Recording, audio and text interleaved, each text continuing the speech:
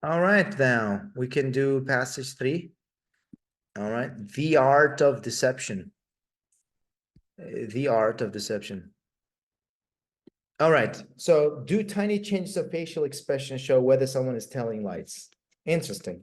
So what do you think the text will be about? What do you think the text will be about, guys? What do you think the text will be about? Deception, yeah, lying and lie detection. All right, it will be about lying. You immediately, all right, spotting lies, how to spot a liar, lying, how do I know, how can I lie better, and those kinds of, in general, about lying. So you need to know what you're going to read about. So, right, in the previous one, you were thinking, okay, I'm today reading about Tasmanian tiger. Okay, I'm reading about now lying. So you need to have that first, all right? And then you go to the questions. So we have typical passage 3 questions. That's multiple choice. They are in order. All right, and then summary completion with a box of words and yes, no, not given questions. All right, very typical passage 3. I guess I wanted to do with you guys. I wanted to do this exercise. So the exercise is following. I'm sorry. I'm sorry. So anyway, this exercise, I believe, I'm not saying do this in the exam, but when it comes to this type of question, you can find all the answers without even reading the text. All right, can we do that? Again, you need 3 things. You need 3 things. You need grammar, collocation, and logic. All right, can we try to do this?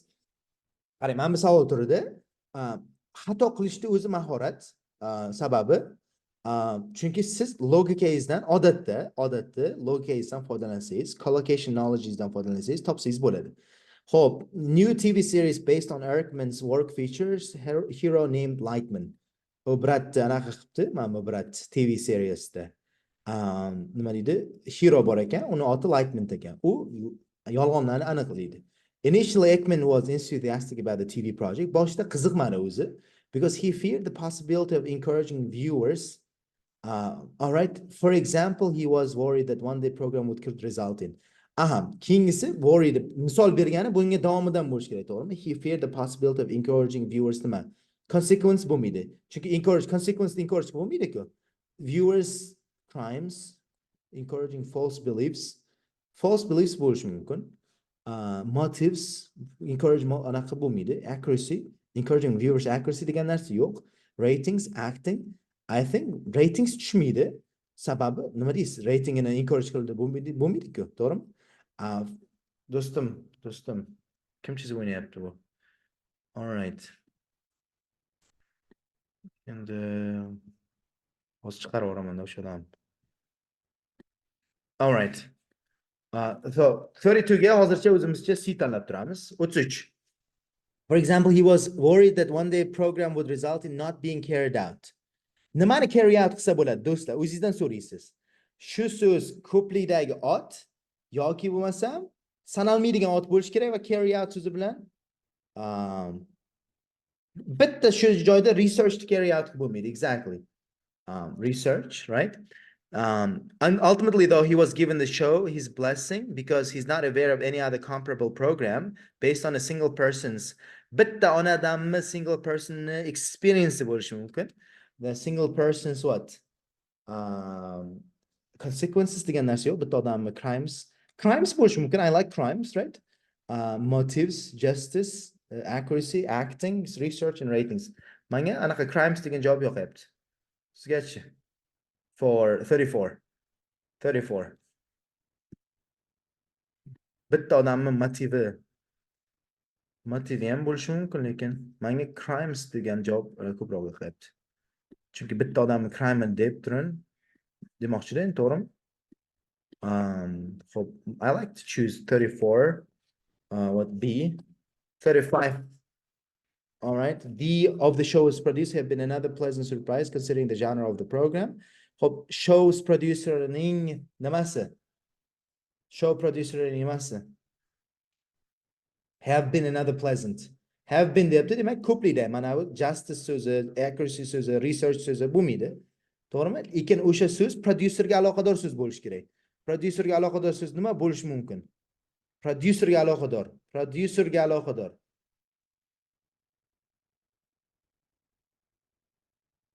I think genre bo'lishi mumkin. Genre, to'g'rimi? Ratings bo'lsa kerak. 30, 35 I va 36 ga qoldi bitta. M Kelly is happy with the show's overall. Overall, I guess nima bo'lishi mumkin? Overall acting bo'lishi mumkin, to'g'rimi? Overall acting. Showda rating ham bo'lishi mumkin. I ham bo'lishi mumkin, to'g'rimi? 36 ga. Overall ratings bo'lishi mumkin. Xo'p, endi mana men o'ylayman, biz ko'pini guess qila oldik. Ko'pini guess qila oldik. Nimadan foydalandik? Grammatika, collocation, logic. Buni qilmaysiz imtihonda. Lekin imtihonda vaqtingiz kam qolayotgan bo'lsa, shunchaki taxmin bosib tashlamang rubo harfni. Aniq bir 6 tadan 6 tasini ham topsa bo'ladi. Hammasini topsa bo'ladi. Любой test Cambridge ochib ko'rasiz, shuni qilsangiz bo'ladi. Okay, according to the writer, Erikman became interested in lying after question from someone. All right? The writer refers to 12-minute interviews in order to do something. So what's the writer's point in the third paragraph? Which point nima paragrafda? 3-chi paragrafga sanashni bilishingiz kerak. Xo'p, mana shu 20 deb yozib qo'yasiz, 29 deb yozasiz. All right. Keyingisi, what have we told about Erikman's conclusions from his tests? Xulosasidan nimani bilamiz? All right. Xulosasidan nimani bilamiz? What point did the writer make about techniques in his fourth paragraph? Yana sanaysiz 1, 2, 3, 4. Mana shu 20 deb yozib qo'yasiz. 31 deb yozib qo'yasiz. All right. Then last question. Erikman regrets the lies he told as a child. Does he regret? People who are good at lying tend to be good at detecting lies. Agar o'zi yolg'on gapirishda yaxshi bo'lsa, yolg'onni tutishda ham, ya'ni bilishda ham, Erikman has worked with poker players to help them lie more convincingly. Poker playerlarga aldashga yordam berish uchun ishlatdi. Erikman is more interested in the types of lies with serious consequences. Brat, oqibati kuchli bo'lgan nima edi? Yolg'onlarga qiziqar ekan, deyapti tekstda. Xo'p, bularga ham qarab turaveramiz hamma savolga. Television series deganda mana bu yoqqa qaraymiz. Yana o'sha gap, hamma savol turiga qarab ketaveraman birdaniga. Okay, let's go. 40 years ago, the research psychologist Dr. Paul Erikman was addressing a group of young psychiatrists in training when he was asked a question. Young psychiatristlar bilan ishlatuvdi. Kimdir savol so'radi. The answer to which he has kept him busy ever since. O'sha savolga javob bergandan beri o'sha savol bilan band bo'ldi. Suppose the group wanted to know a particular patient swears they are telling the truth. Faraz qiling, bitta bemor aytayapti, right? They rostini aytaman. They look and sound sincere. So here's the question. Is there any way you can be sure they are telling the truth? So butun tekst qanaqa qilib men odamni rost aytayotganini bilaman. Erikman did not know the answer then, but wanted to find out.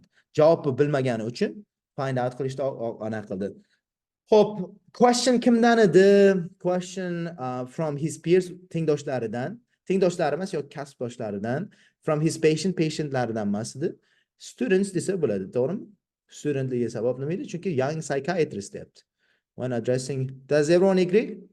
Does everyone agree that for 27? All right. Again, with these questions, you find the right location. Then you look at all the options and then you choose the answer. Let's go. We're going to continue. 12-minute interview degan so'zni tanlab olgandik. Har bitta savol turida o'tkazib bo'lmaydigan so'z bor bizda.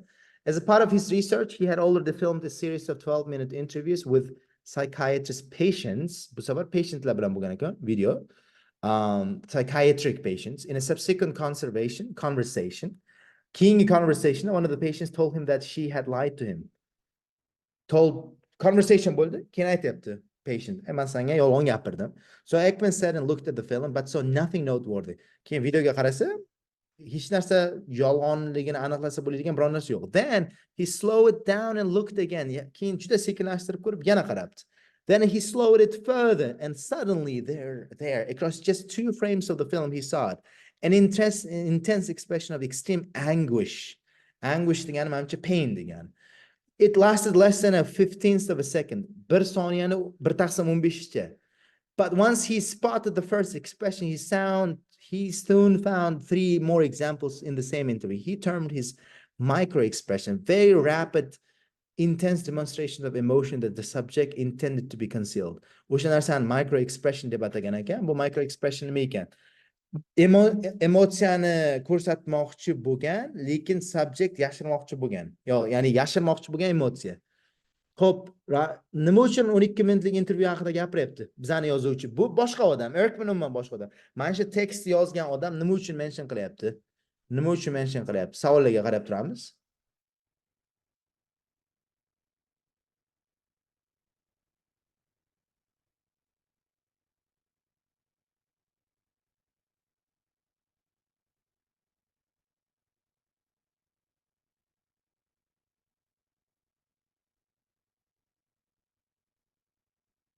So what do you think the answer is?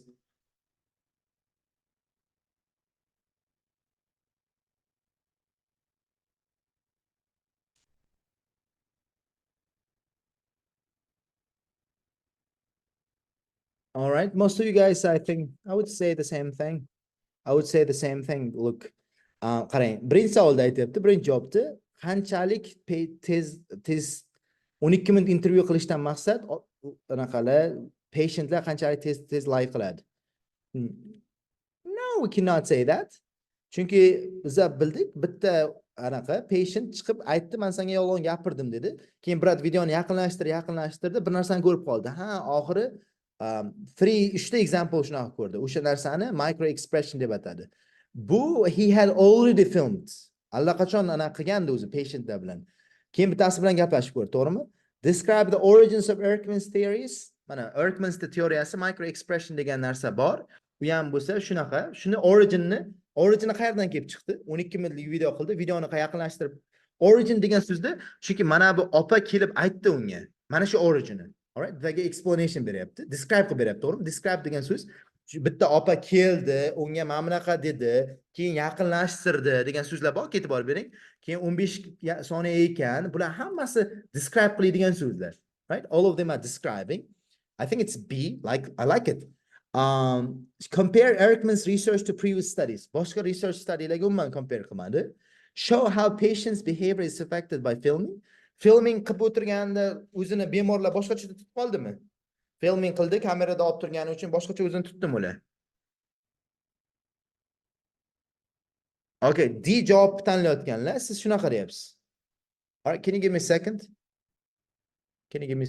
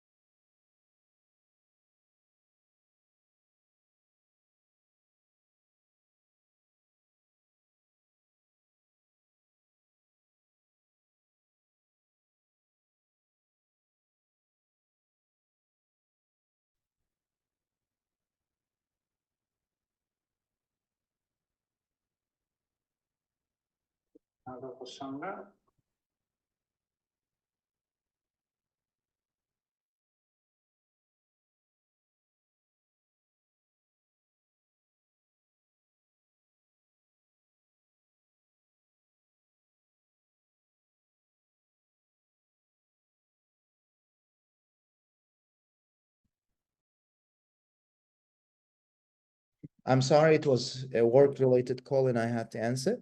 So did you guys understand why it's B though? Did you understand why it's B? Did you understand why it's B? Describe degan so'zga millionta sinonim chiqdi, qarang, describe degan so'zga. mana bunaqa qildi, nima deydi, opa mani videoga oldi, keyin aytdi, men senga yolg'on gapiruvdim, keyin yaqinlashtirib ko'rdi, originni aytib beryapti-da. Alright? Qarang.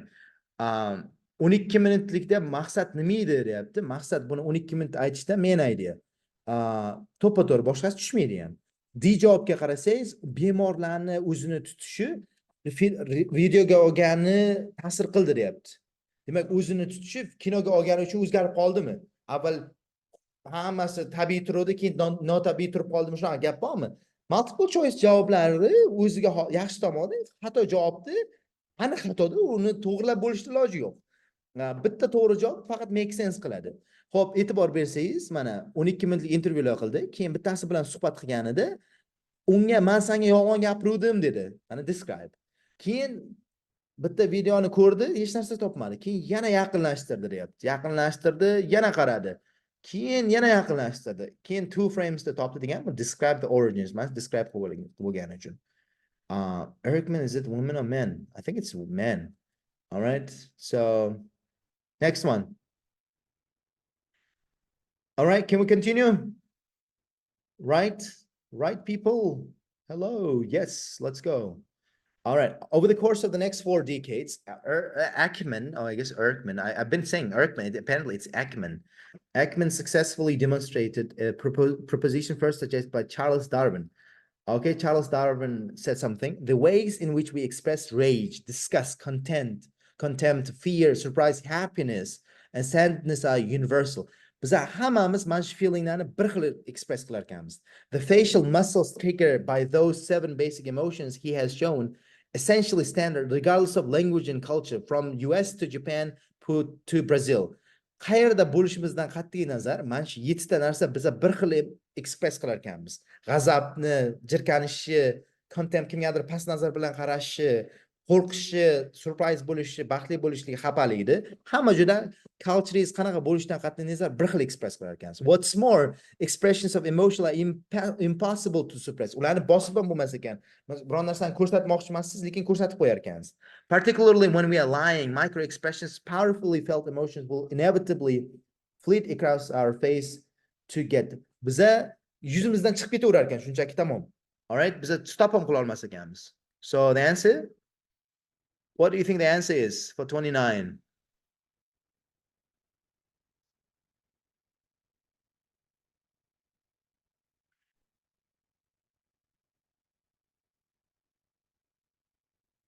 Exactly. All right. Everyone is right. The answer is what? All right. 29 is going to be what? A. 29 is going to be what? A. Why? Because this is as regardless of culture, it's like they are universal, right? They are universal. They are essentially standard. Essentially standard va universal so'zlar nimaga sinonim bo'ladi? Hammasi to all people ga sinonim bo'ladi. B javobga qaraymiz. B javob avvalgi ideyani refute qildi deyapti. Refute qildi degani avvalgi ideyani rad etdi deyapti. Naborot avvalgi ideyani ko'rsatib berdi. Charles Darwin aytgan gapni isbotlab berdi. Charles Darwin aytgan gapni isbotlab berdi. Shu uchun nima bo'ladi? 29 B javob chiqib ketdi. With practice we can learn to control macro expression. No, aytdiki, micro expressionlar shunchalik kuchliki, ular biza to'xtatishimizdan oldin ham chiqib ketadi. C javobga teskari javob ham bor. Mana C ni mana bundan chiqarib olsak bo'ladi oxirgi gapdan. Human society is too complex to allow for generalizations. Umuman aqliy javob, bunaqa javob yo'q edi. Shuning uchun javobimiz nima edi? So the answer is going to be what? A. Let's move on, people. Let's move on. I think we have 30 as well. So what's more, expressions of emotion impossible to suppress, in particular when we are lying, expressions powerful felt emotions will inevitably fit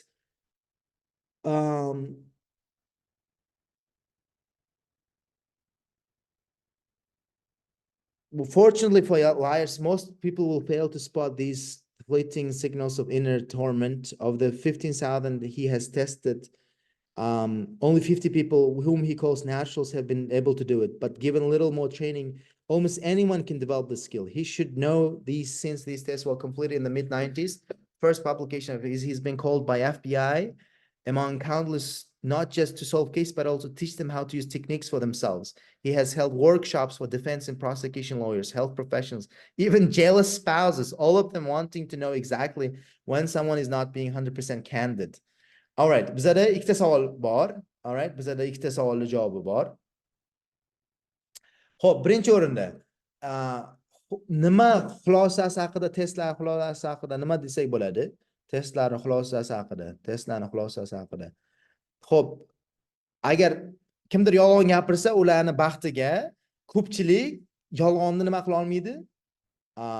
To'xtat, nima deydi? Most people tutolmaydi. Yolg'onni aniqlay olmaydi, yolg'on gapiradiganlarga. 15 mingta odam test qilganda, faqat 50 tagina odam nima qila olgan? Yolg'onni topa olgan. 50 ta odam topa olgan. Agar hamma lekin topa oladigan bo'lsa bo'ladi. Agar sizni ham train qilsa, siz ham topa oladigan bo'lasiz. Javob: few untrained people can detect lying. Right? Chunki 15 mingta odamni 50 ta odam faqat nima qila oladi? Nima deydi? Topa oladi yolg'onni. All right? So 30 is going to be B. But there is one more answer. Keyin Brad shu testlarni tugatgandan keyin uni FBI, CIA chaqiribdi. Guys, FBI, CIA is calling. Faqat nafaqat yechim manaqa qilish uchun, balkim keyin seminarlar o'tkazibdi. Lawyerlarga, soliq professionallarga, jealous spouselarga, hammasi kim yolg'on gapiryapti, kim yolg'on gapirmayotganini bilish uchun.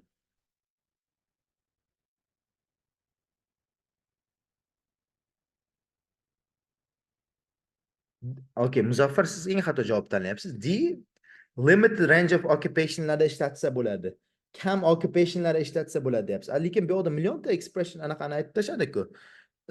Defense da, prosecution lawyerlar, health professionallar, hattoki jealous spouselar ham ishlatyapti degani. D javob naborot chiqib ketadi. They've aroused the suspicions of some agencies. Ba'zi bir agentstvalar undan shubha qildi emas. Ular ham chaqiryapti, ki bizga ham o'rgat shuni deyapti. All right, javob nima bo'ladi? They've been in great demand. Chunki hamma chaqirayotgan bo'lsa nima bo'ladi? They've been in great demand. So the answer is going to be for 31 is going to be 31 is going to be B. But there is also, all right.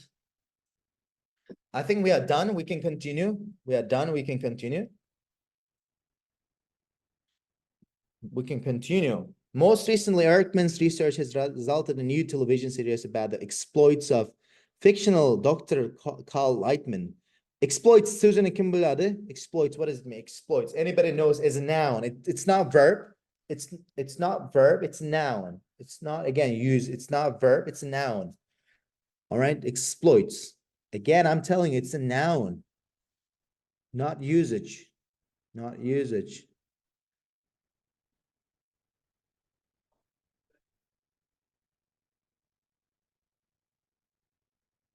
Application. No, I think exploit means adventures here. I think adventures here. I think it means adventures probably. Sarguzashtlari desa kerak menimcha. All right, probably. All right. Scientists who studies involuntary body language to discover not only if they are lying, but why might have been motivated to do so. Bu brat haqida kino bitta doktor bor. U nima qiladi? Doktor kinoda odamlarni body language'ini o'rganib, ular yolg'on gapiryaptimi? Shu bilan birgalikda nima uchun yolg'on gapiryapti? Shuni ham bilar ekan. According to the publicity blurb, degani description, Lightman is a human lie detector, even more accurate than a polygraph. Polygraph testdan ham zo'r aniqlaydi. Ekman concedes he was skeptical when the producer first approached him with the idea of turning his life's works into TV series. Birinchi unga telefon qilgan, nima deydi? Producer, "Ke sani ishingdan biz kino qilaylik." He was skeptical. So because he who detects unenthusiastic because he feared and initially would stop with the project if he could. In particular, he was fearful that the show would exaggerate the effectiveness. Encourage viewers, exaggerate the effectiveness of his technique and to create an inaccurate impression among audiences. Nima bo'ladi javob? Mana shu so'zdan javob nima bo'ladi? 32. Haqiqatdan ham C bo'ldimi do'stlar? It's indeed what? False beliefs, right? It's indeed false beliefs. Why? Because you are saying create inaccurate impression among audiences. So the answer is going to be 32. And exaggerate, right? Inaccurate impression that criminals could no longer hope to get away with lying. Xudki o'ylaydi, mana tomoshabin endi nima jinoyatchilarni biz faqat tutib olamiz degan tushuncha bo'lib qolishi mumkin tomoshabinlarda. In the worst case scenario, he was concerned about unfair convictions. Eng yomoni u qo'rqqandi, buni shows natijasida odamlar nohaq ayblanib ketishi mumkin edi. Could result in, he was worried that one day the program could result in all right, and the one day that someone properly trained in his might be sitting on a jury and wrongly find someone guilty on the basis of television program. All right. So, for example, he was worried that one day the program could result not being carried out. I think.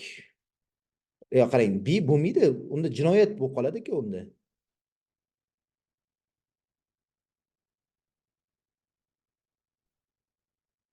It's E, I guess. E, yes. Chunki justice serve qilinmay qolgan ekanda. Justice serve qilinmay qolishiga sabab justice. Yes, it's justice sababi. Misol uchun jurida o'tirgan odam, Amerikada bilasiz, 12 ta odam bo'ladi. Sudyadan tashqari 12 ta odam kimnidir nohaq bitta televizorda ko'rib qo'ygani uchun nohaq ayblab qo'yishi mumkin ekan, to'g'rimi? Shuning uchun 33, ya'ni justice serve qilmay qo'ygan bo'lishi mumkin ekan. So the answer is going to be justice not being carried out. Ultimately, though, in the end, though, he was won over because the series is unusual in several aspects. All right. It's the first time, as Ekman is aware, that a commercial TV drama has been based on a work of just one side. Birinchi marta bitta olimni hayotidan bo'lyapti. That scientist is also deeply involved in the project, taking through plot ideas, checking 5 successive drafts of each script to ensure details are correct. All right, based on a single person's Single person's. He's not aware of any other comparable based on a single person's, I guess, research. Now it's research, right? Now it's research, exactly. That scientist is deeply involved. The work degan so'zdan olindi, mana work degan so'zdan oldik. Bitta odamning ishidan degani mana shu joyda work so'zdan olingan. Demak, 34-savolning javobi nima bo'ldi? Oh, come on. 34-savolning javobi bizlar endi is going to be a person's research. Work so'zdan olindi. The something of the show have been another pleasant surprise. He was also impressed with the producer's manifestly serious reasons. All reasonsdan bitta javob chiqdi yana. 35 ga javob nima bo'ldi shunda? 35 ga do'stlar.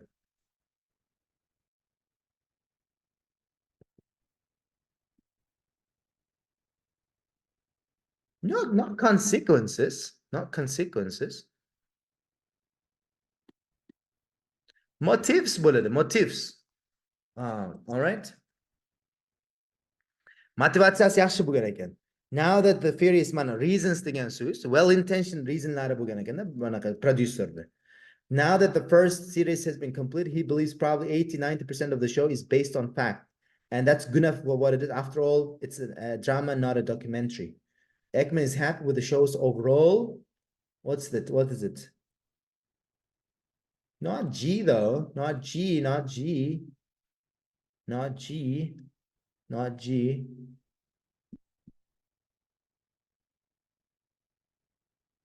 Do'stlar, qarang, yaxshilab o'qing joyini. Birinchi series complete bo'lgandan his believes probably is based on fact. That's good enough for what it is. 80-90% faktga asoslangan degan nima degan? 80-90% faktga asoslangan degan. 80-90% faktga asoslangan degani 36 nima bo'ladi? Unda accuracy bo'ladi, do'stlar, accuracy. He's happy with the show's overall accuracy. So accuracy chunki 80-90% faktga asoslangan deyapti. All right, then we need to find Erkman incidentally professes degan tan olmoqdigan to have been a terrible liar ever since he was a small boy. Observes that the ability to detect lie and the ability to lie successfully are completely unrelated. Ikkita savolda javob chiqdi. 37-38 javob chiqdi. 37-38 javoblari nima edi do'stlar? 37-38 javoblari nima bo'ldi? Ever since he was a small boy degan javobdan 37 ni javobi bor. Keyin aytibdi ability to the like they are unrelated. Ikkita javobi bor. What?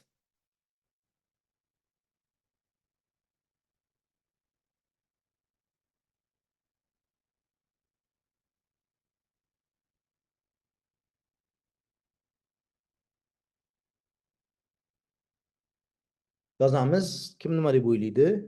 Yes, no, hamma javob yes, no ga qarab ketyapti. Yes, no ga qarab ketyapti. Durdona to'g'ri yozyaptilar. Hayitbek, Aybekos, Hayitbek, right. Axir bittasi to'g'ri, ikkinchisi to'g'ri emas. Right. Yes, qarang, birinchi savolning javobi not given bo'ladi. Sababi u ko'rinib turibdi. U prosta yoshligimda men yolg'onni eplolmaganman deyapti.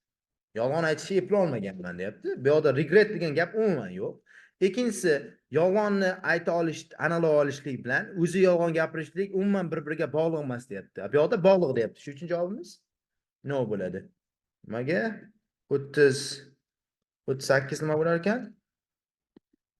He has been asked by people running for high office if he could teach them to become more credible with the public, but he always refused to use his skill in that way on ethical grounds. Prezident bo'lmoqchi bo'lganlar unga kelib chiqibdi, kelibdi kongressda boshqalar kelib, menga yolg'on gapirishni o'rgat public oldida degan ekan. He also insists that there are various kinds of lies. A true lie can be identified by having two essential characteristics. There must be a deliberate intent to mislead, and there must be no notification of this is what this is occurring. Ikkita narsa muhim ekan. All right. This means that an actor or poker player is not a true liar. They are supposed to deceive you. It's part of the game. And the same is true for flattery. All right. He prefers to focus on the kinds of lies where a liar would be in grave trouble if they were found out. U naborot qanaqalarga qiziqaman deyapti? Grave degan seriousni degan. Grave so'zi qarang, serious ga sinonim bo'ladi. Trouble so'zi consequence ga sinonim bo'ladi. 40-savol javob nima bo'ldi? 40 yes bo'ldi. 40 yes. Mana bu not given bo'ldi. Right? Mana not given, mana bu yes bo'ldi. Chunki men shunaqangi turdagi lieslarga qiziqamanki, agar yolg'onchi topilganda seriozni muammoda bo'lardi. Yolg'onchi topilganda. Unisi kim poker playerlarga ishonishga yordam beradi. Poker player so'zi ishongan, ishlatilgan, lekin u haqda gap yo'q. Shu bilan hamma savollarimiz bizada tugadi. Qarang, men bu savollardan ikkitasini to'g'ri topgan ekanmiz. CH to'g'rimi? CH topdik. Lekin logikni o'ylasangiz topiladiganini qarang, boshqacharoq chiqdi. Nimaga 39 not given bo'ldi? Chunki men savolda aytayapti, Erkman poker playerlarga bilan ishladi, ularga yordam berdi deyapti. U yoqda unaqa umuman gap yo'q. Bu yoqda aytayapti, poker playerlar bilan ishladi degan gap yo'q. Poker player haqiqiy yolg'onchi emas deyapti. Chunki haqiqiy yolg'onchi bo'lishingiz uchun ikkita narsa bo'lish kerak ekan. Sizda haqiqiy niyatingiz bo'lish kerak, boshqalarni yomon joyga mislead qilishga, noto'g'ri yo'lga boshlashga, ya'ni noto'g'ri gap aytishga va shu bilan birgalikda siz shuni ko'rsatmasligingiz ham kerak. Shu uchun poker player true liar emas deyapti. Birga ishlaganmi, ishlamaganmi degan gap yo'q. 37 ni boshqatdan tushuntirib bering. 37 ni qaraymiz. Ekmen yoshligida aytgan jinoyatlarni jinoyat deb yolg'onlardan regret qiladi. Regret degani afsuslanadi. Qanday unaqa gap yo'qdi. Mana yoshligida yolg'onchi bo'lganini aytayapti. Yaxshi yolg'onni eplolmagan. Bo'ldi deb, tam unaqa boshqa gap yo'q-ku. Ya'ni yolg'onni eplolmagan deyapti. Men aytar ekan, men yoshligimda vashti dabdala yolg'on gapiradigan odam bo'lganman. Yolg'onni eplolmaganman. Deyapti. Bu yoqda yolg'onni regret qilganmi, regret qilmaganmi? Bu haqida gap yo'q.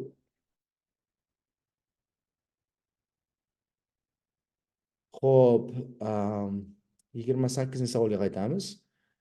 Xo'p, uni ko'p marta gaplashdik. Mana 12 minut intervyularni nima uchun aytdi, sababi mana o'ta spesifik so'zlar bor. Yaqinlashtirdi, boshqa birontasi tushunmadi ham dedik.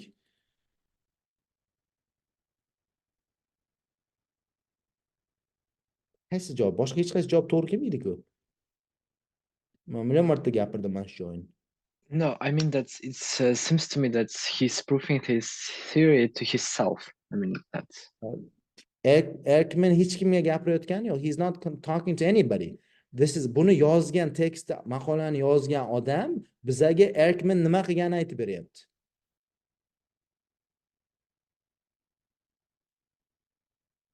All right, that's it, guys. What it's time for? What it's time for? Qanday qilib yana gaplashdik-ku, Balnura. Look, so how do you you read a lot, that's it. I've been teaching, I've been reading, I read for pleasure.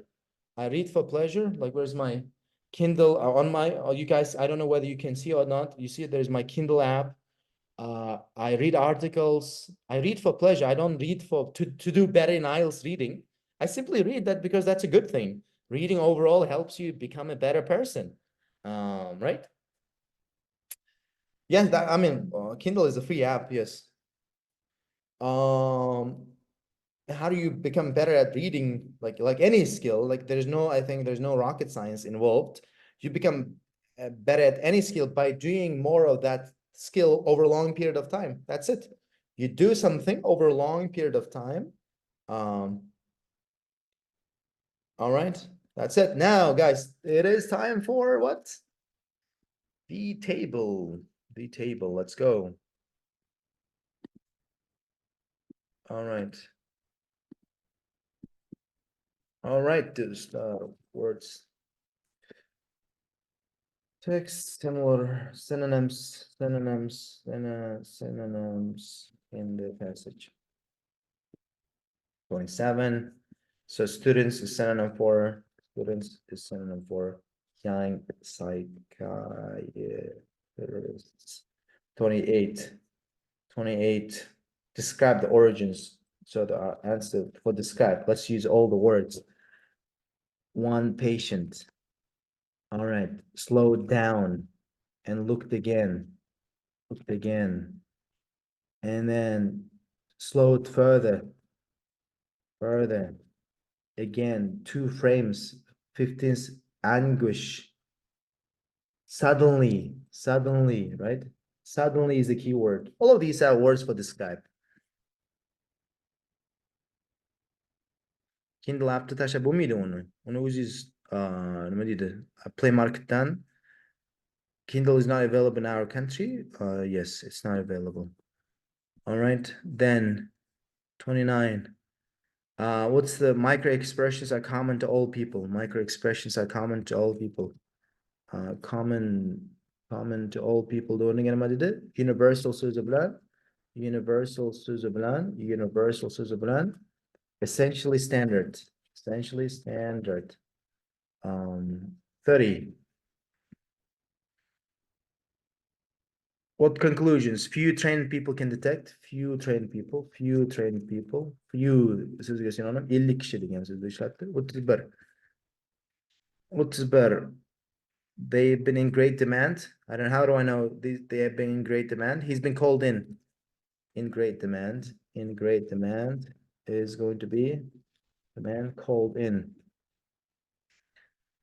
All right, 32. He feared that encourage false beliefs, inaccurate, what? Inaccurate. So the answer was inaccurate impression. 33 was like justice not being carried out. Justice not being carried out is going to be synonym for find someone guilty. I think also unfair convictions. Unfair convictions is also keyword. 34. Research is synonym for work. 35 also is what? Motives is synonym for reasons. 36 is going to be synonym for accuracy. Accuracy is synonym for fact. 37.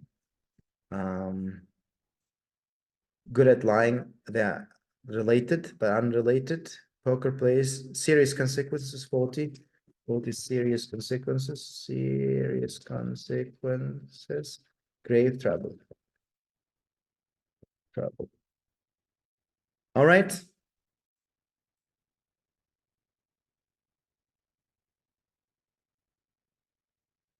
So yeah, I mean, that's pretty much it, guys. That's pretty much it, right? I saved both files. Now we're going to read an article. So I'm going to open it just a second, and then we'll finish today's session. All right. All right. Oh, come on, Rory. All right.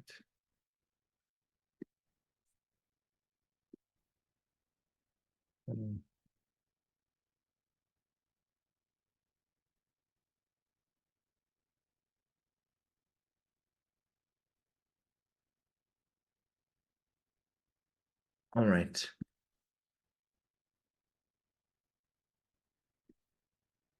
Let's go. All right. Would you like that in cod skin? A project in Iceland is setting out to use every part of cod fish, including repurposing waste fish skin to make leather and skin grafts. I don't know what grafts is. Dictionary. Okay, graft. Graft is what? It's a piece of living tissue that's transplanted surgically. All right. Graft is a tissue.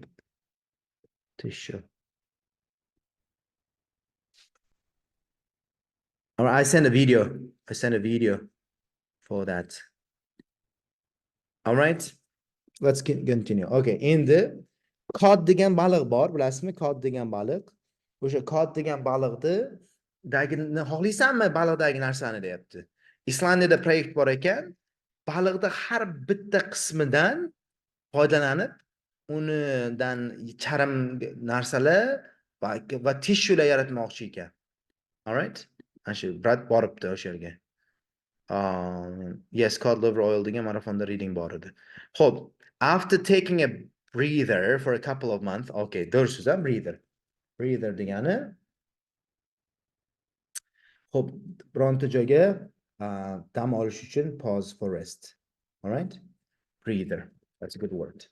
For a couple of months, I'm back onto two of my favorite subjects, fish in Nordic countries. Man ikkita sevimli mashg'ulotimga qaytyapman, mavzuyimga. Bittasi baliq, ikkinchisi Nordic countrylar, ya'ni Finlandiya va hokazo, Islandiya shu davlatlar. I used to be jokingly known as new scientist ambassador to Finland. Man odamlar Finlandiyaga yangi ambassador deb odamlar jokingly tanilganman man odamlarga. I've now switched my allegiances. How do you say that? Alliances. There's a word. All right. I don't know what allegiance is. I don't know that word. All right. Allegiance. Loyalty. Oh, swear allegiance. I know ally. I think that's from ally degani. Man kimdir bitta davlatga ally, right? Mana ikkinchi jahon urushida allies bo'lgan va anaqalar bo'lgan-ku. Right? Allegiance or loyal commitment again. Commitment. O'zingizdan yuqoriroq bo'lgan individualga nima deydi? Loyal bo'lsangiz, ana shunaqa ekan. To Iceland after reporting trips that 3 last year. Brat, man amma Finlandiyaga deb bilardim, man o'zi o'tib ketdim bu yoqqa. Man o'zi kimga o'tib ketdim? Islandiyaga o'tib ketdim deyapti. Okay. One was to cover the horrors. One so'zi qarang mana shu referencing deyiladi. Two reporting trips deyapti-ku. O'sha triplardan biri mana shu narsa substitution deyiladi. Two was the horrors of the open pen salmon farming industry. Open pen degan narsa bor ekan. Open pen. I don't know what that means. Open pit bor ekan, open pen yo'q ekan lekin. Open pen salmon farming industry. Salmon degan baliq bor. The other was to visit the country's leading innovators in the green economy, including company with an audacious plan to drill into one and the other, exactly. Mana bu yoqda one so'zi bor, ikkinchisi the other bor. Va ikkita two trips so'zini o'rniga. Xo'p, birinchisi nima man salmon farming industryga bo'lsa, ikkinchisi shunaqangi innovatsiya qilayotgan kompaniyalar, odamlar bor ekan. ular ham bo'lsa, o'sha kompaniyani plani, shunaqangi kuchli plani bor ekanki, magmaga kirib, o'sha yerdan energiya olmoqchi ekan. All right. Less spectacular, but perhaps equally consequential. Mambo zo'r, mana nima deydi? Ana shuni writingda ishlatsangiz bo'ladi, qarang. Ikkinchi paragraf, body paragrafda yozasiz-ku. Less important, but perhaps equally like what is less talked about, less known, but equally important reason deb ishlatsangiz bo'ladimi? Reason is that, right? Qaysi lug'atda ishlatyapman? O'zi maktubda o'zini lug'ati bor, o'shani ishlatganman. Oxford American Dictionary degan. All right, Oxford American Dictionary. E'tibor bersangiz, men buni oldimdani less known but perhaps equally important reason is that. Very good. Siz writingda ayniqsa mana shunaqa gaplarni ishlata olishingiz kerak. Non-essential phraselarni katta levelda writing yuqori o'rinlarda siz 9 olishingiz uchun nafaqat to'g'ri bo'lishi kerak, mana shunaqa gapdan olib tashlasa bo'veradigan non-essential phraselarni qo'shib ketaverishingiz kerak.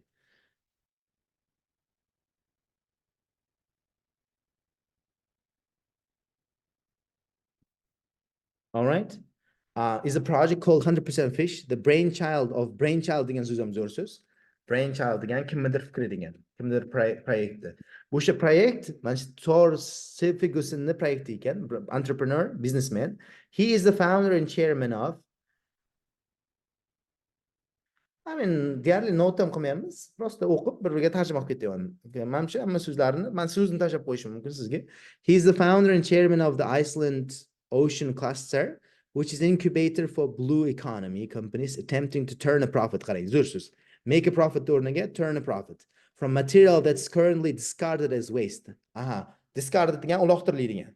Xo'p, nima qilar ekan? Bu brat mana shu kompaniyani mana shunaqa kompaniya bor ekan.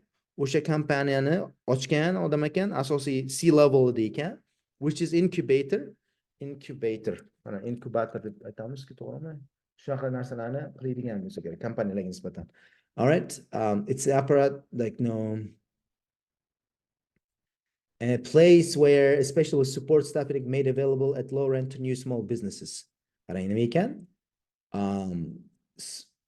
Boshqa yangi small businesslarga nima deydi? Low rentda with equipment bilan bo'lgan incubator. Startup demoqchi shekilli, exactly. All right. Blue economy kompaniyalarga yordam berar ekan. Bular ayni misol uchun materialini waste qilib otayotgan bo'lsa, bular ulardan o'sha materialni otmasdan pul qilishga yordam berar ekan. There is a lot to work with, especially in the fishing industry. Fishing industryda ish ko'p. Okay, yana yozdilar. Article notlarni tashlab qo'yaman. Okay, Rahmonjon, tashlab qo'yaman. All right. Lekin aytdim-ku sizga hozir. Note qilmaymiz, prosta o'qib, men bu yoqdan tushunmagan so'zimni sizga o'xshab ko'raman. Men ham millionta so'z chiqadi menga ham. Har kuni tekst maqola o'qisam. To'g'rimi? Hozircha menimcha qaysi so'z chiqmadi? Menimcha bironta so'z chiqmadi, lekin tabiiyki chiqadi so'z. We still live in relative abundance. Abundance degan mo'l ko'lchilik degani. Which still live in relative abundance in the North Atlantic. Icelandic boats sustainably lend some 60 million of them a year. All right. That's okay. All right. Icelandic boats, Islandiyadagi boatlar 60 millionta bir yilda lend qilar ekan. Xo'p, about 40% of the catch is used for food. O'shanda tutilgan narsasi, qolganisi esa otib yuborilar ekan. Juda yomon. Shuncha tutilgan narsadan 60 million tonnamida qancha? 60 milliontadan 40% ovqatga ishlatiladi, qolgani otib yuboriladi. All right. The same is true for wild caught fish the world over. Butun the world over, all over the world ga sinonim qarang. The world over. The world over eslab qoling. The world over. All right. This adds up to mana shu narsa bir yilda hisoblab chiqsak shuncha tonna uloqtirib yuborilyapti, which largely goes to landfill. Bular hammasi mana musorlar yig'ilgan joylar nima deyiladi? Landfill deyilyapti. People say this is waste, We are saying there's no waste in the fishing industry. Our mission is to utilize all parts of the fish. Hamma qismini foydalanmoqchimiz fishni. Utilize degani use degani. Some fishy byproducts such as milt, a seminal fluid. Demak, fishni byproductlari bo'lar ekan. Misol uchun milt degan narsa, roe degan narsa, cod liver oil have long been widely used for food and supplements. Ko'p supplementlarda ishlatilgan. But others are newcomers. Ko'p narsa yangi narsalar. We gather around a large table groaning with innovative products made from fish waste. Groaning. Groaningni ko'ramiz. Men bilmayman groaning nimaligini. Groaning degani endi kimdir painda bo'lsa ovoz chiqaradi ham groaning. But hozir yoqda bu ma'noda emas, nima bo'layotgan bo'lishi mumkin? To be heavily loaded with. Mana shu ma'noda kelibdi do'stlar. To be heavily loaded with ma'nosi bor ekan. Grown with degani oldingizda to'la bo'lib, misol uchun tables grown with joints of invention. Bu yoqda anaqa ma'nosida kelibdi, sifat ma'nosida kelibdi. Tables grown with joints of Venetian, I guess. Venetian nima degan ekan? Venetian meat from deer. To'la degan ekan. Biza katta stol atrofida buni ham qarang, to'la table growing with degan ma'noda kelyapti. Fish waste dan yasalgan, hammamiz to'plaganmiz. Mana stolning ustida fishdan yasalgan yangi innovatsion mahsulotlar. The most striking are the leather goods. Baliqdan leather goods yasayapti. Purses, slippers and bags. All right? Misol uchun ayollarning purse, slipper oyoqda shippak, sumka made from the skin of the spotted wolffish. It's a stunning product, though tough, flexible like ordinary leather, but much more eye-catching. Hatto chiroyliroq. Slippery smooth with dark brown blotches. Blotches nimaligini men bilmayman endi. Buni tekshiramiz hozir. All right, blotch. Blotch nima degani ekan? Irregular patch or unsightly mark on a surface. Biron narsani yuzasidagi, ayniqsa skin yuzasidagi mark ekan, mana qanaqa chiziqmi nimadir. All right, patch bo'ladik, misol uchun dumaloq biron narsalar. All right. Bilishingiz kerak bo'lmagan so'z. The skin of the other fish including cod and salmon can also be processed to make leather. Weight for weight itself for the same price as prime fish fillet. All right. Xuddi shu narsani ham biza salmon bilan codnikini ham xuddi shunaqa qilsak bo'ladi deyapti. Undan ham leather yasasak bo'lar ekan. Fish skin also supplies protein collagen, a valuable commodity for food supplements. Fish skindan biza protein collagen olsak ham bo'lar ekan. Supplementlarda ko'p ishlatilar ekan. Ham misol uchun travka qilsangiz supplementlar olasiz yoki qanaqadir vitaminlar yo'q bo'lsa. It's good for the joints, suyaklarga yaxshi ekan. It's good for the skin, teriga yaxshi ekan. The collagen also goes into a health drink called Collab, one of the most popular in Iceland. Collab degan ichimlikka ham qo'shilar ekan. Calcium from the bones also can be utilized.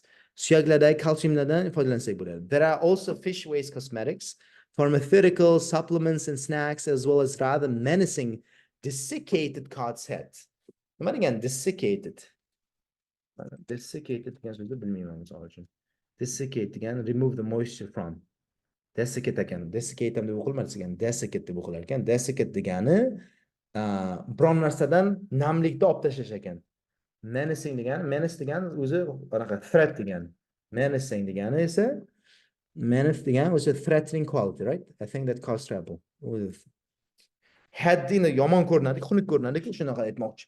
These fish heads are dried using geothermal heat and exported to Nigeria to make soap. Right? Soap yasalar ekan ulardan. There is not single scale or drop of oil that cannot be used in some way. Scale degani mana baliqni, menimcha scale shuni nazarda tutyapti. Baliqni tangasi bo'ladi-ku, yoki bironta 1 gram yog'i ishlatilmay qolmaydi. Hamma narsasini ishlatar ekan. Even the eyeballs can be drained for useful compounds. Hattoki ko'zini siqib, ko'zidagi balig'i ko'zini olib, uni ham ishlatar ekan. Right now Iceland turns about its waste into value added products. Baliqni 85% chiqindisidan qanaqadir mahsulot yasar ekan Islandiya. Endi mana shularni aqlli desangiz bo'ladi-da, o'zimizda bizada innovatsiya vazirligi bir narsalarda yotadi. Biz innovatsiya qildik deb turib, mana innovatsiya. A few fishers in remote regions have yet to take the bait. Take the bait degan menimcha anaqa bor, qanaqadir take the bait bor ekan, bait ko'ramiz, take the bait degani alluring thing. All right, many potential buyers take the bait. Qarang, tagiga chizib qo'yibdi. Ana yaxshi so'z bo'lgani uchun. Nima deydi? Collocation bo'lgani uchun. Allurement. Sizda nima deydi? Attract qiladigan narsa ekan. Right? Bait. Hali bu ko'p kichkina regionlardagi, uzoq regiondagilar hali baliqchilar uni qilmadi. But it's only a matter of time. Ular ham shunaqa qiladi. It's a matter of time degan vaqt o'tib ular ham shunaqa qiladi. We are trying to do what? Reach 100%. 85%ni 100%ga chiqarmoqchimiz. The jewel in the crown. Ama bora shu jewel in the crown degan. Jewel in the crown. Intipat eng zo'ri is a product invented by biotech company Kirratius based in a fishing town in the northwest. Eng zo'ri mana shunaqa ekan. The product in bor ekan. Xo'p, qanaqa ekan? Mana shu kompaniya qilgan ekan. It uses fresh intact degan untouched degan. Cod skin as a graft to heal stubborn burns, woods and ulcer nimaligini bilmayman. Ulcer. An open sore. Open sore on external surface of the body. Man terida qolib ketgan anaqa og'riq, shikast. Xo'p, vashli zo'r, qarang. Bular eng zo'ri mahsuloti. Mana cod skinni olar ekan, baliq degan cod bor, baliqning skinini olib, mana tuzalmayotgan yaralarni davolash uchun ishlatsa bo'lar ekan. The product replaces standard skin substitutes made from human and pig tissue which have to be treated with harsh antiviral compounds to eliminate the risk of passing infections onto recipient. Odatda teri bilan bo'lgan muammolarni biz nimadan olar ekanmiz? Cho'chqa bilan odamni tissuesidan olib, lekin muammo ular bilan shunday ekanki, ularni antiviral compoundlar bilan birinchi treat qilishingiz kerak, ishlov berib. Chunki agar qilmasangiz shunaqa, mana men bemor bo'lsam, menga qanaqadir infeksiyalar o'tib qolishi mumkin ekan. Cod and humans don't share any viruses. Cod bilan humanlarda viruslar yo'q bo'lgani uchun, ular mana shu boyagi infeksiyalar bilan antiviral narsalar bilan qilish kerak bo'lgan bosqichini nima deydi? Yo'q u narsa, bosqich yo'q bo'lgani uchun saving money and creating more natural products. Zo'r mahsulot yasayapti. Pul tejayapti va tabiiyroq mahsulot ishlab chiqaryapti. In 2014, approval from the US Drug and its technology made a profit. 2014-yilda US bo'ldi qilaverlaring degan US dagilar 2022-yilda o'z daromadini ko'ryapti. This is saving lives, says biz hayotlarni qutqaryapmiz, odamlarni qutqaryapmiz. It's also making serious money. Plus zo'r pul topyapmiz. Chunki bitta graft, bitta tissue $2,700 ekan. Vashi. All right. But when Cratius he asked for 1 million initial investment in August, the Danish medical product company bought Cratius for 1.3 billion. All right. Ochilgan paytida 10 yil oldin 1 million manga investitsiya qilaring degan ekan. Hozir o'sha 2023-yilda 1.5-1.3 milliardga sotilibdi. Boshqa kompaniya. As a result of these innovations, fish is even more valuable than before. The flesh from a 5 kilogram cod fetches up to 50 ton. Bitta baliq 5 kilogramlik baliqni narxi $50. Bitta baliq $50 deyapti, bitta flesh degani go'sht joyi. Add in the co-products that rise. Uni agar undan chiqayotgan co-productlarni qo'shsang $500. Lekin yana qo'shsang, men Cratius degan product bor edi-ku, undan anaqa graft olayotgandik. Endi $5,000 da qo'shgin deyapti. Bu qarasangiz $5,550 bo'lyapti. 5 kilogram cod dan biz $5,550 narsa olyapmiz. Hech qanaqa whatsoever degan not at all degan, not at all. Other fisheries are catching on degan popular degan. And getting popular. Ular ham shunaqa narsa qilyapti. The Ocean Project has offshoots degan bilmayman lekin. Offshoot. Guess qilsak bo'lardi lekin. Thing originated from something else. All right. Oh, kimdir o'chirmadi-da. All right. Can you guys do that? All right. Ya'ni something else dan, biron narsadan rivojlangan narsa. Commercial offshoots of universities, all right? In Denmark, US, Namibia, in the US and Canada, hattoki Namibiyada ham qarang qanaqadir qizil narsalar bor. Africa. In the US and Canada, 18 companies have signed up to 100% Great Lakes Fish Pledge, which aims to use every bit of the catch by 2025. It makes sense because it's a value for the industry, value for the coastal communities. There's gold in them, their grills. Gold in them, their gills. Jill degani mana shu baliqda anaqasi u. Nima suyakchalar jill deyilsa kerak menimcha. Jill.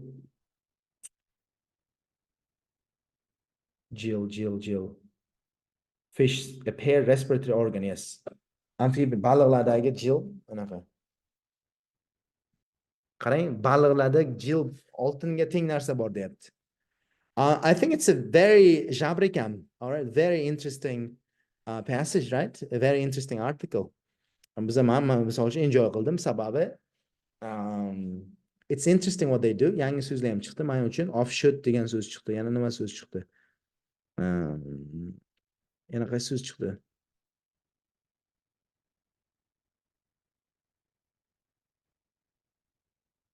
Graft degan so'zni bilmasdim. Graft degan so'z tissue degan ekan. Better than fast food article, exactly. Xo'p, o'tirasiz, substitute sizga juda ko'p so'z bo'lishi mumkin. Mana eliminate degan so'z, substitute degan so'zlar, turn a profit, make a profit o'rniga ishlatdi, to'g'rimi? Shularni hammasini nima deydi, tarjima qilib chiqasiz. Biz sizga word list tashlaymiz. Lekin menga artikel juda yoqdi. Qarang, aqlli odamlar nimalar qiladi. Haqiqiy innovatsiya. I mean, yes, but what's it?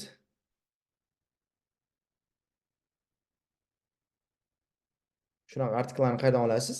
O'tgan savol ham aytdik, Rahmonjon. Bularni saytini ham tashladim menimcha. Saytni otini nima dedik? Free magazines. Menimcha linksga qarasangiz, guruhda turibdi. Guruhda free top magazine tashladik.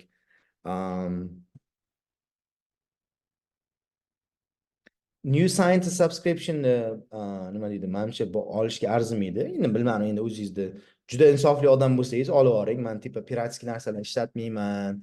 Men juda shunaqa yaxshi odamman desangiz oling. Lekin menimcha subscription juda qimmat. $200 subscription olish arzimaydi deb o'ylayman.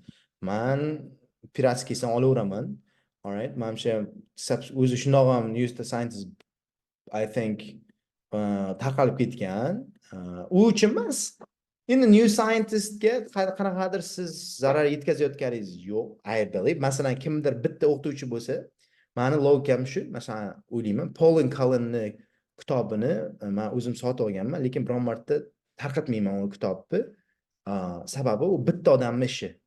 Bitta odam ishlab turib, o'zi harakat qilyapti. Lekin New Scientist $200 ga men uchun ko'pchilik student, o'zbekistonlik student uchun menimcha arzimaydi. All right? Yeah, menimcha $200 mi turadi? All right? No, it was probably $20 for 84 days. No?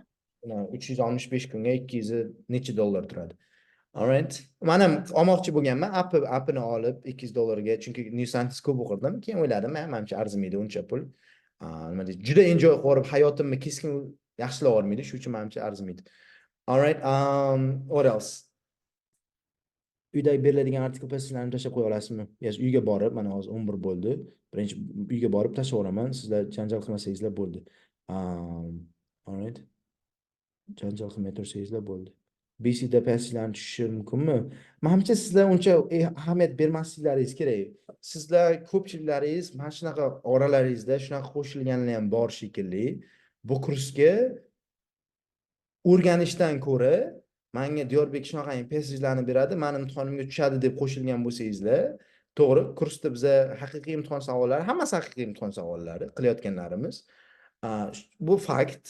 Lekin sizga tushishiga men sizga garantiya bermayman. Maqsadim ham u emas, nabarot maqsadim sizni tushunishga, nima deydi, harakat qilishga undash, ko'proq o'qish, men bu ko'rish, qanaqa qilib qaysi savol turi bilan qanaqa approach qilish, birgalikda ishlash, hamma savol logikasini tushunish. Mana shu narsalarni hozircha maqsadimizni to'g'ri qilyapmiz. All right?